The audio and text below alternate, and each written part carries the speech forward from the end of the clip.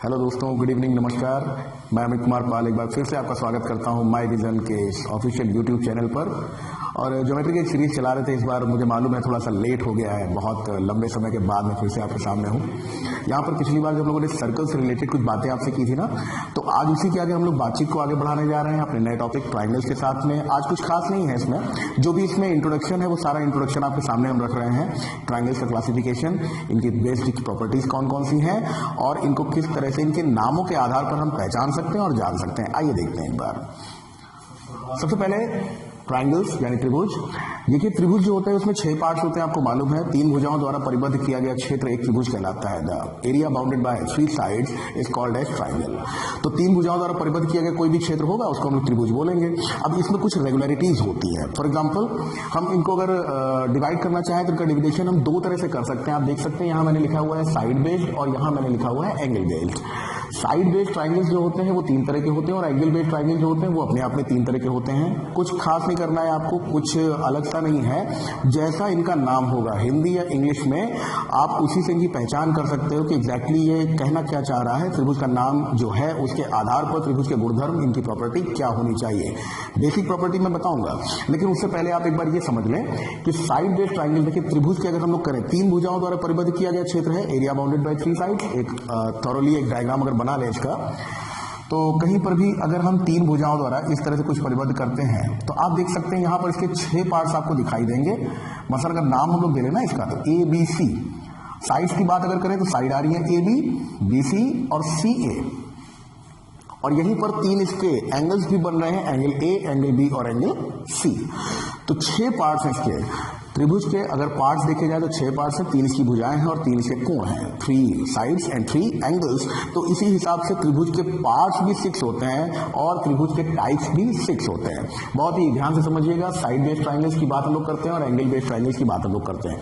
अगर हम भुजाओं पर आधारित त्रिभुजों की बात करें तो भुजाओं पर आधारित त्रिभुजों की बात कीजिएगा, सबसे पहला नाम आता है स्केलिन ट्राइंगल का। स्केलिन ट्राइंगल होता है विषम बाहु त्रिभुज। विषम बाहु त्रिभुज एक्सक्यूज मी, यानी सभी भुजाएं विषम हैं, कोई भी भुजा किसी भी भुजा के समान नहीं है। ऐसे त्रिभुज को हम लोग विषम बाहु त्रिभुज कहेंगे, जिसमें सारी भुजाएं अलग अलग होती हैं। ठीक है।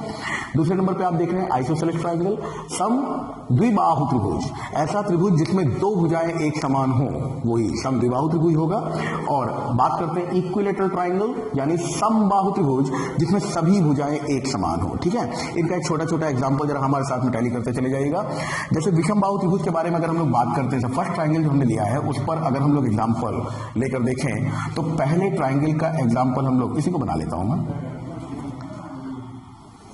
ये देखिए मैंने कुछ इस तरह से कर दिया है इसको, और ये अब आपको अच्छे से समझ में आ रहा होगा। ट्राइंगल है और ट्राइंगल का हमने नाम दिया है ए बी सी। आप यहां पे देख सकते हो कि ये भुजा कुछ और है, इस भुजा की लंबाई कुछ और है और इस भुजा की लंबाई कुछ और है। 3 भुजाएं यहां पर आप देख सकते हैं और तीनों भुजाओं की लंबाइयां अलग अलग हैं। ध्यान रखिएगा, एंगल कंप्लीटली डिपेंड करते हैं सामने वाली साइड पे। भुजा जितनी छोटी होगी इसके सामने का कोण उतना ही छोटा होगा, भुजा जितनी बड़ी होगी इसके सामने का कोण उतना ही बड़ा होगा। ठीक है। तो यहां पर एक स्टैंडर्ड ट्राइंगल की बात अगर करें, वैसे तो आप नाम कुछ भी दे सकते हो, लेकिन अगर त्रिभुज आप देख रहे हैं तो इसके सामने वाली भुजा जो साइड होती है उस साइड की लेंथ हम लोग क्या करते हैं, बी सी। तो जिस साइड की बात कर रहे हैं, तीसरी चीज जो बच रही है वो उसके सामने वाला एंगल हो जाएगा। लाइक अगर यहां पर हम लोग देख रहे हैं ना कि बीसी भुजा है, तो इसके सामने वाला एंगल कौन होगा, जो एबीसी ट्राइंगल में, इन ट्राइंगल एबीसी तीसरा कौन है, तो सबसे बड़ी भुजा अगर बीसी है तो उसके सामने वाला एंगल सबसे बड़ा एंगल होगा और वो एंगल ए होगा। सबसे छोटी भुजा ए बी है तो उसके सामने वाला एंगल सबसे छोटा होगा और वो एंगल कौन सा होगा, सी होगा। बीच वाली भुजा जो है वो ए सी है, उसके सामने वाला कोण जो होगा वो मंझला कोण होगा और वो कौन सा होगा, ए सी के अलावा यानी बी होगा। तो ये बात हो गई। यहां पर इस बात को ध्यान रखिएगा, ये सारे एंगल्स, क्योंकि भुजाएं अलग अलग हैं इसलिए इन एंगल्स की जो माप होगी वो भी अलग अलग होगी। ये सभी अलग अलग होंगे। विषम बाहु त्रिभुज में सभी भुजाएं एक समान नहीं होती, अलग अलग होती हैं, और सभी कोण एक समान नहीं होते, अलग अलग होते हैं। ये पहला जो हमने लिखा है स्केलिन ट्राइंगल, उसके बारे में आपको बताया। ठीक है। सेकंड नंबर पे आ जाइए। दूसरे नंबर पर अगर हम लोग बात कर रहे हैं ना, तो दूसरे नंबर पे हम लोग बातचीत कर सकते हैं यहीं पर आइसोसेलेस ट्राइंगल की, सम द्विबाहु। तो देखिए द्विबाहु की बात बोलिए, 2 भुजाएं एक समान है। इसकी 2 भुजाएं एक समान है, हम कह सकते हैं चलिए ये भुजा इस भुजा के बराबर कर ले, बराबर की निशान है आप लोग को मालूम है, और ये अलग है। ठीक है। तो जो बराबर भुजाएं हैं आपको मैंने बताया बड़ी भुजा है बड़ा कोण बनेगा, छोटी भुजा है छोटा कोण बनेगा, बराबर भुजा है तो बराबर कोण बनेंगे। यहां ध्यान रखिएगा कि इसके आधार कोण जो होते हैं वो आपस में बराबर होते हैं। तो इक्वल साइड्स के सामने बनने वाले कोण इक्वल और अनइक्वल साइड के सामने बनने वाला कोण अनइक्वल है। उसको किसी और डिजाइन से हम दिखा देते हैं। ये देखिए यहां आप देख सकते हैं, इसको हम लोग बोलते हैं आइसोसेलेस ट्राइंगल या समद्विबाहु त्रिभुज। मेंसुरेशन जब मैं आपको पढ़ाऊंगा इस बात में फॉर्मूले होते हैं, इनके एरिया होते हैं, पेरीमीटर्स होते हैं, हीरोन्स फार्मूला होता है और तमाम सारे फॉर्मूले होते हैं। उन सब के बारे में मेंसुरेशन, यहाँ पर मैं केवल एक आइडिया दे रहा हूँ आपको। ट्राइंगल्स का एक बेसिक स्ट्रक्चर है जो आपके दिमाग में बन जाना चाहिए, वही चीज आपके दिमाग में बैठाने की कोशिश कर रहा हूँ। आइए तीसरे नंबर पर देखते हैं। ये हो गया आपका सेकंड पार्ट जो मैंने लिखा था आइसोसेलेस ट्राइंगल का एग्जांपल। ये फर्स्ट पार्ट स्केलिन ट्राइंगल का एग्जांपल। एक और जल्दी से देख लीजिएगा, ये एक रेगुलर पॉलीगन है। रेगुलर पॉलीगन है मतलब सारी भुजाएं आपस में बराबर हैं, जिसको हम लोग थर्ड ट्राइंगल के नाम से जान पा रहे हैं। थर्ड ट्राइंगल हमारा कौन सा है? इक्विलेटरल ट्राइंगल, भुजाओं पर आधारित तीसरा त्रिभुज। इक्विलेटरल ट्राइंगल जिसमें सारी की सारी भुजाएं आपस में बराबर हैं, इस बात को ध्यान रखिएगा। और ये एक रेगुलर पॉलीगन जैसे जिसको हम लोग समबाहुभुज के नाम से जानते हैं। समबाहुभुज यानी सभी भुजाएं और सभी कोण आपस में बराबर। तो यहाँ पर भी वही चीज आप देख रहे हो, अगर दो भुजाएं हैं तो उन दोनों भुजाओं के आमने सामने के कोण बराबर हैं, जैसा मैंने आइसोसेलेस में आपको बताया। ठीक वैसे ही इक्विलेटरल ट्राइंगल में बराबर भुजाएं हैं तो सारे कोण भी आपस में बराबर होते हैं। और आपको मालूम है कि अंतः कोणों का योग 180 होता है, तो हर एक कोण 60 अंश का होता है। मैं भी बताने जा रहा हूं इस बात को। तो इतना एक स्ट्रक्चर है। ये बेसिकली ये जो पार्ट्स है ना, ये मेंसुरेशन के पार्ट्स है भाई। इसमें ज्यादातर बातचीत जो होती है मेंसुरेशन में होती है। और हम लोग जो टर्म पढ़ रहे हैं, जो टॉपिक पढ़ रहे हैं, उसका नाम है ज्योमेट्री। तो ज्योमेट्री में बस इतनी जानकारी रखिए, इतना ही काफी है। मैं इधर आ जाता हूँ। जो हमारे ट्राइंगल्स हैं जो ज्योमेट्री से डायरेक्टली रिलेटेड है, डायरेक्टली लिंक्ड है। मैंने आपको बताया कि विषमबाहु त्रिभुज है, स्केलिन ट्राइंगल, जैसा नाम वैसा काम। विषमबाहु, कोई भी जितनी भुजाएं हैं सब विषम है, कोई बराबर नहीं है, कोई सम नहीं है, सब विषम। सम द्विबाहु यानी दो भुजाएं एक समान है, जैसा कि आप देख रहे हो। द्विबाहु आइसो पढ़ा होगा ना केमिस्ट्री में, आइसोमर, आइसोबार, दो इलेक्ट्रॉन्स दो न्यूट्रॉन्स की बात होती है। तो वैसा ही कुछ आइसोसेलेस ट्राइंगल समद्विबाहु त्रिभुज। और इक्विलेटरल ट्राइंगल मतलब समबाहु। समबाहु मतलब सारी भुजाएं एक समान। मैंने फिगर के थ्रू आपको समझा दिया, ठीक है। इधर आए, यहां पर हमने देखा कि दूसरा पार्ट, जो दूसरा क्लासिफिकेशन किस पे है? एंगल बेस्ड, कोणों पर आधारित है। तो यहां पर देखिएगा एक्यूट एंगल्ड ट्राइंगल जो लिखा है हमने, न्यून कोणीय त्रिभुज। एक ऐसा त्रिभुज जिसमें सारे के सारे कोण न्यून कोण होते हैं, यानी लेस देन 90 डिग्री होते हैं। तो जितने भी कोण होंगे वो सभी लेस देन 90 डिग्री होंगे। और इस तरह के ट्राइंगल को हम लोग चलिए एक नाम दे लेते हैं ABC, ठीक है। बेसिक प्रॉपर्टीज हम थोड़ी सी यहीं पर डिस्कस कर दें, बाकी प्रॉपर्टीज आगे होती चली जाएंगी। लेस देन 90 डिग्री, सारे कोण आप देख रहे हो वो 90 अंश से छोटे हैं। जितने भी एंगल देख रहे हो, चाहे A हो, चाहे B हो, चाहे C हो, ये सभी 90 अंश से छोटे हैं। और इस तरह के ट्राइंगल को हम लोग किस नाम से बुलाते हैं? एक्यूट एंगल ट्राइंगल के नाम से बुलाते हैं, यानी न्यून कोणीय त्रिभुज के नाम से बुलाते हैं। त्रिभुज में सारे के सारे कोण कैसे हैं? न्यून कोण। यहीं पर इसकी जरा बेसिक प्रॉपर्टीज देखिएगा क्या है। नंबर 1, पहला पार्ट अगर देखा जाए, न्यून कोणीय त्रिभुज हो, समकोणीय त्रिभुज हो, अधिक कोणीय त्रिभुज हो, कोई भी त्रिभुज हो, तीन भुजाओं द्वारा परिबद्ध किया गया क्षेत्र अगर आप देखें तो आप ये जान लीजिएगा कि इसमें सभी कोणों का योग हमेशा किसके बराबर होता है? 180 अंश के बराबर होता है। और इसी हिसाब से मैंने आपसे कहा था कि अगर कोई इक्विलेटरल ट्राइंगल है तो उसका हर एक कोण कितना होगा? 60 अंश होगा। वहां पर अब मैंने इस बात को ये बता दिया है, इसलिए वहां पर अब किसी भी एक भुजा को आप आगे बढ़ा लीजिए। सपोज कीजिए हमने BC को आगे प्रोड्यूस किया, BC को आगे प्रोड्यूस किया तो ये D तक प्रोड्यूस कर दिया।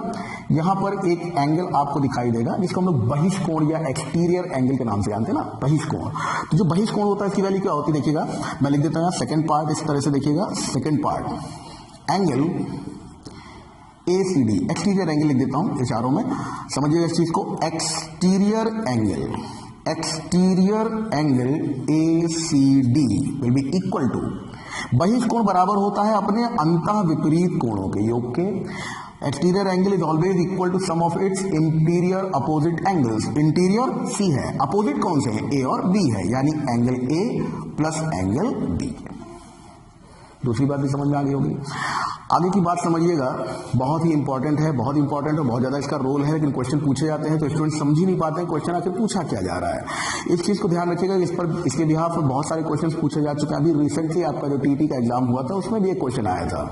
मैंने हमेशा कहा है, अपने स्टूडेंट से ये बात बताई है, इसका थर्ड पार्ट मान लीजिए कि किन्हीं दो भुजाओं का योग सदैव तीसरी भुजा से लंबा होना चाहिए, बड़ा होना चाहिए। Sum of any two sides always greater than third side. ठीक है, sum of any two sides, किन्हीं दो भुजाओं की लंबाइयों का योग हमेशा बड़ा होता है। किससे बड़ा होता है? तीसरी भुजा की लंबाई से। और इसी के साथ चौथा पॉइंट भी ऐड कर लीजिएगा, ये तो हो गई sum of two sides. Difference between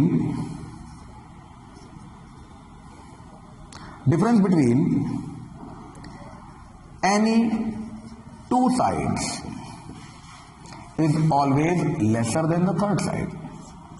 यानी किन्हीं दो भुजाओं की लंबाइयों का जो अंतर होगा वो हमेशा तीसरी भुजा से छोटा होगा। यह भी त्रिभुज की एक जनरल प्रॉपर्टी है, इस चीज को ध्यान रखिएगा। त्रिभुज तभी बन सकते हैं जब इन परिस्थितियों का पालन करते हैं। एंगल बेस्ड बात की जाए तो सभी कोणों का योग 180 होना ही चाहिए।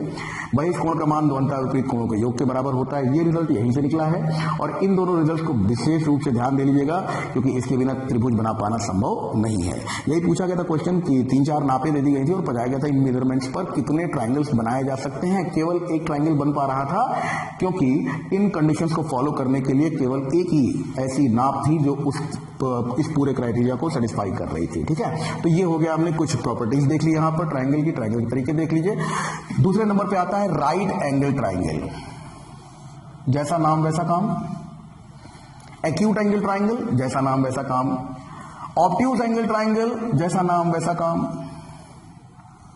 राइट एंगल ट्राइंगल देखिए क्या है। राइट एंगल ट्राइंगल का मतलब आप लोग समझ गए हैं कि कोई एक कोण जो हो वो अगर समकोण हो। अब अगर 180 है, आप लोग खुद ही सोचिए ना, 180 है तो एक ही कोण 90 अंश का हो सकता है। दूसरा अगर हो गया तो तीसरा कितने का होगा? यानी कि यहां पर एक समकोण, एक ही समकोण हो सकता है। किसी एक ही त्रिभुज में दो अधिक कोण, दो समकोण या एक समकोण और एक अधिक कोण हो ही नहीं सकते। जहां पॉसिबिलिटी नहीं है, there are two right angles नहीं हो सकते, टू ऑब्ट्यूज एंगल्स नहीं हो सकते, one right angle and one obtuse angles नहीं हो सकते। क्यों? क्योंकि इनका योग अपने आप या तो 180 के बराबर या उससे बड़ा हुआ जा रहा है ना। तो ये बहुत बड़ी नेसेसिटी है कि अगर एक राइट एंगल है तो बाकी दोनों एक्यूट एंगल्स होंगे, न राइट होंगे न ऑब्ट्यूज होंगे। और अगर एक ऑब्ट्यूज एंगल है तो फिर राइट एंगल की संभावना खत्म है, ये दोनों भी एक्यूट एंगल्स ही होंगे। तो ये हो गया आपका राइट एंगल और ये हो राइट एंगल ट्राइंगल, और ये हो गया ऑब्ट्यूज एंगल ट्राइंगल, जिसमें आप देख सकते हो कोई एक कोण अधिक कोण है। ये कोण आप देखें अधिक कोण है। वहां पर जो बात मैं आपको बता रहा था, जितना बड़ा कोण होगा उसके सामने की भुजा उतनी ही बड़ी होगी और जितना छोटा कोण होगा उसके सामने की भुजा उतनी ही छोटी होगी। तो यहाँ 90 डिग्री का है सबसे बड़ा एंगल और इस पर बहुत सारे क्वेश्चन पूछे जाते हैं, बहुत सारे क्वेश्चन बनते हैं। आप लोग जानते हैं इस बात को। राइट एंगल ट्राइंगल पर बनने वाले क्वेश्चन की संख्या सबसे ज्यादा है। तो इस सारे सिनेरियो में हम लोग ये चीज देख चुके हैं कि ट्राइंगल्स में किस तरह का क्लासिफिकेशन है और क्या क्या चीजें जरूरी हैं। Right angle triangle, obtuse angle triangle, acute angle triangle, इसके अलावा स्केलिन, आइसोसेलेस और इक्विलेटरल ट्राइंगल। अब अगली बातचीत जब हम लोग अगली मुलाकात में करेंगे तो वहां से हम लोग कंपैरिजन ऑफ ट्राइंगल्स यानी कॉन्ग्रुएंसी और सिमिलैरिटी, इन सारी बातों का ध्यान रखते हुए शुरुआत करने वाले हैं। ठीक है, तो अब आज के लिए इतना ही रखते हैं। नेक्स्ट मुलाकात जल्दी ही करेंगे, इतना लंबा गैप नहीं देंगे। बहुत बहुत धन्यवाद। Thank you. Good night.